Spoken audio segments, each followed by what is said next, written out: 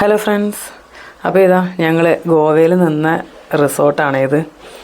അപ്പോൾ ഈ റിസോർട്ടിലെ കുറേ കാഴ്ചകൾ ഞാൻ ഈ വീഡിയോയിൽ കാണിച്ചു തരാം. പിന്നെ ഞങ്ങൾ ഇവിടെ നിർത്ത കുറേ ഫോട്ടോസ്.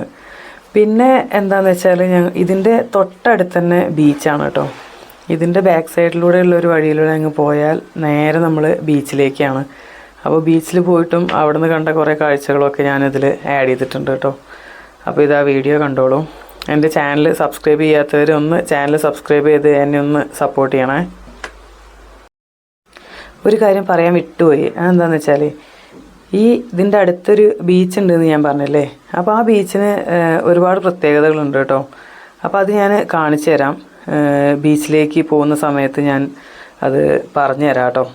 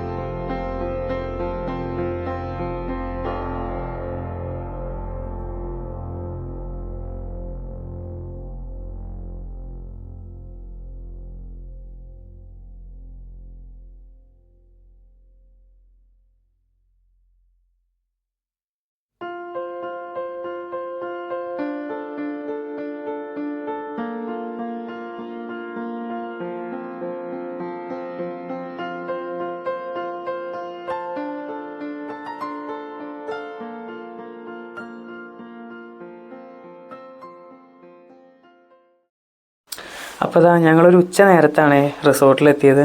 അപ്പോൾ ഫുഡൊക്കെ കഴിച്ച് ഞങ്ങൾ പൂളിലൊക്കെ കളിച്ചതാ നേരെ ബീച്ചിലേക്ക് പോവുകയാണ്. അപ്പോൾ സൺസെറ്റും കൂടെ അവിടെ നിന്ന് കാണാമെന്നുള്ള ഒരു ഇതിൽ ഞങ്ങൾ അങ്ങോട്ടേക്ക് നടക്കുക കേട്ടോ. അപ്പോൾ ബാക്ക് സൈഡിലുള്ള ഡോറിലൂടെ ഞങ്ങൾ പുറത്തേക്ക് ഇറങ്ങിയതാ നേരെ കാണുന്ന ബീച്ചാണ്. അപ്പോൾ ഞാൻ പറഞ്ഞു ഈ ബീച്ചിന് പ്രത്യേകതകളുണ്ടെന്ന്. അപ്പോൾ എന്താ ഇതിൻ്റെ പ്രത്യേകത എന്ന് വെച്ചാൽ ഈ ബീച്ചിലേക്ക് നമുക്ക് കുറേ ദൂരം നടന്ന് ചെല്ലാം. അപ്പോൾ അവിടെ നമ്മൾ നിന്നാലും നമ്മളെ കാലിൻ്റെ പകുതി വരെ വെള്ളം ഉണ്ടാവുള്ളൂ. അപ്പോൾ അതാണ് ഈ ഒരു ബീച്ചിൻ്റെ പ്രത്യേകത. ഈ ബീച്ച് അധികം ഡേഞ്ചർ അല്ല എന്നാണ് അവർ പറയുന്നത്. പക്ഷേ ഞങ്ങൾ അവരോട് സംസാരിച്ചു. ഈ റെഡ് ഫ്ലാഗ് കണ്ടപ്പോൾ ഞങ്ങൾ ചോദിച്ചു, റെഡ് ഫ്ലാഗ് വെക്കുന്നത് ശരിക്കും ഡേഞ്ചർ ആണല്ലോ. അപ്പോൾ അതിൻ്റെ തൊട്ടപ്പുറത്ത് തന്നെ ഗ്രീനും വെച്ചിട്ടുണ്ട് കേട്ടോ. അപ്പോൾ ഈ റെഡ് വെക്കുന്നത് എന്താ വെച്ചാൽ ഈ ബീച്ച് സേഫാണ്, പക്ഷേ ആൾക്കാർ ഒരുപാട് ദൂരത്തേക്ക് നടന്നു പോവാതിരിക്കാൻ വേണ്ടിയിട്ട് അവർ റെഡ് വെച്ചിരിക്കുന്നത്. അപ്പോൾ നമ്മൾ പെർമിഷൻ കൊടുത്തു കഴിഞ്ഞാൽ എല്ലാവരും ഒരുപാട് ഉള്ളിലേക്ക് പോവും. അപ്പോൾ അങ്ങനെ പോവാതിരിക്കാൻ വേണ്ടിയിട്ടാണ് ഇങ്ങനെ ചെയ്തിരിക്കുന്നതെന്ന് അവിടെ ഇരിക്കുന്ന സെക്യൂരിറ്റി ഗാർഡ്സ് നമ്മളോട് പറഞ്ഞു. പിന്നെ ഇവിടെ ഫിഷിങ്ങും നടക്കുന്നുണ്ട് കേട്ടോ ഈ ബീച്ചിൽ. അപ്പോൾ അത് ഞാൻ എൻ്റെ നെക്സ്റ്റ് വീഡിയോയിൽ കാണിക്കുന്നുണ്ട്. അതായത് ഫിഷിങ് കഴിഞ്ഞ് തിരിച്ചു വരുന്ന ബോട്ടും ആ ബോട്ടിനെ എങ്ങനെയാണ് കരയിലേക്ക് കയറ്റുന്നത്, അവർ പറയുന്ന അത് നമ്മൾ ഈ പാടത്ത് പണിയെടുക്കുമ്പോൾ പാടുന്ന പാട്ട് പോലെ ഇവർക്ക് ആ ഒരു എനർജി കിട്ടാൻ വേണ്ടിയിട്ട് അവർ പറയുന്ന കാര്യങ്ങളൊക്കെ ഞാൻ വീഡിയോ എടുത്തിട്ടുണ്ട്. അപ്പോൾ അത് ഞാൻ എൻ്റെ നെക്സ്റ്റ് വീഡിയോയിൽ കാണിച്ചു തരാം കേട്ടോ. അപ്പോൾ ഇതാ ബീച്ച് ഇങ്ങനെയാണുള്ളത്. നമുക്ക് കുറച്ച് ദൂരം അങ്ങ് നടന്നു പോവാം. ഒരുപാട് പേര് കുറേ ഉള്ളിലായിട്ട് നിൽക്കുന്നത് നമുക്ക് കാണാൻ പറ്റുന്നുണ്ട്. പക്ഷെ നമ്മൾ അത്രയൊന്നും ഉള്ളിലേക്ക് പോയില്ല. വേവ്സൊക്കെ നല്ല ശക്തിയിലാണ് വരുന്നത്. പക്ഷേ നമ്മളെ വീണ്ടും കരയിലേക്ക് തന്നെ കൊണ്ടുപോവുകയാണ് ചെയ്യുന്നത്. നമുക്ക് നേരെ നിന്ന് വീഡിയോ എടുക്കാനോ കുറച്ച് ബുദ്ധിമുട്ടായിരുന്നു. ഞാനും ആ വേവിൻ്റെ കൂടെ കുറേ ഇളകിപ്പോയത് കാരണം വീഡിയോ ഒക്കെ നല്ലപോലെ ഷെയ്ക്ക് ആയിട്ടുണ്ട് കേട്ടോ.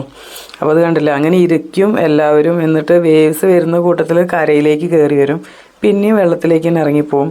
അങ്ങനെ ഒരു കളിയായിരുന്നു കേട്ടോ. അപ്പോൾ പിള്ളേർക്കൊക്കെ ഒരുപാട് ഇഷ്ടമായി ഈ ഒരു കളിക്കാനായിട്ട്. അപ്പോൾ ഇതുപോലെ ഞങ്ങൾ കുറേ നേരം ഇവിടെ ടൈം സ്പെൻഡ് ചെയ്തു. ഒരുപാട് പേര് അവിടെ ബോൾ കളിക്കുന്നുണ്ടായിരുന്നു, പല ഗെയിംസ് അവിടെ കളിക്കുന്നുണ്ടായിരുന്നു. ബീച്ച് എൻജോയ് ചെയ്യാൻ ഇഷ്ടമുള്ള എല്ലാവർക്കും പറ്റിയ ഒരു സ്ഥലമാണ് ഗോവ. നല്ല റിലാക്സ് ചെയ്ത് ബീച്ച് എൻജോയ് ചെയ്ത് നമുക്കിവിടെ റിലാക്സ് ചെയ്തിരിക്കാൻ പറ്റും കേട്ടോ.